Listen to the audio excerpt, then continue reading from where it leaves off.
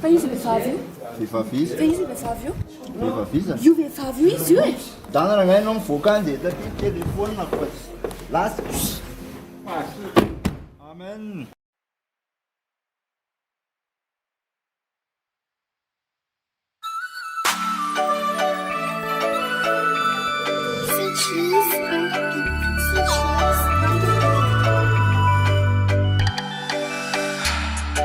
Fitsikinao fa tsy haiko io raha ny fisinao ngamba tsy fantatro nangalatra aloha tsy haiko io raha misy ady sokoza mifono nahitao fa tsy nangalatra nandray azy satria nangoraka nomeko azy amizay ny anarako iny izy fady nanaraka efa zaza malalany sarotry izy efa notakanla ny tsiponazy teny andalambe raha toka tsy norara inla efa ana izy kazaraina lahelo efa zandrantiny kazaraina tomany ela nanaro volamena amta sady amorondalane efa madio izy raha mbola fafa efa zazo malalane zazo malalane efa zazo malalane zazo malalane efa zazo malalane.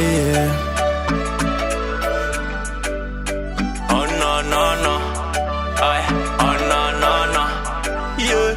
ela ktimboy fa ela mivanavana ela tsy tahoatanana normizy raha tsy tamana ela varina miodina izy mila hafanana de leo izy mba tezaiko na de misy manambany oeza mihinana sisanla ana io afa-tsy anla teo izy tsy tanla de rehefa lasako izy zay vao ozy lao izy tinla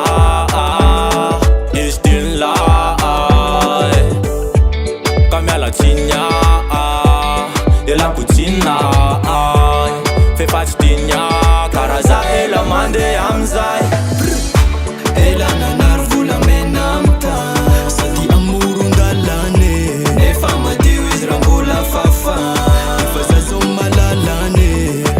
zazo malalane efa zazo malalane zazo malalane efa zazo malalane salasalela nanary tezako ohatsy menatra ny taty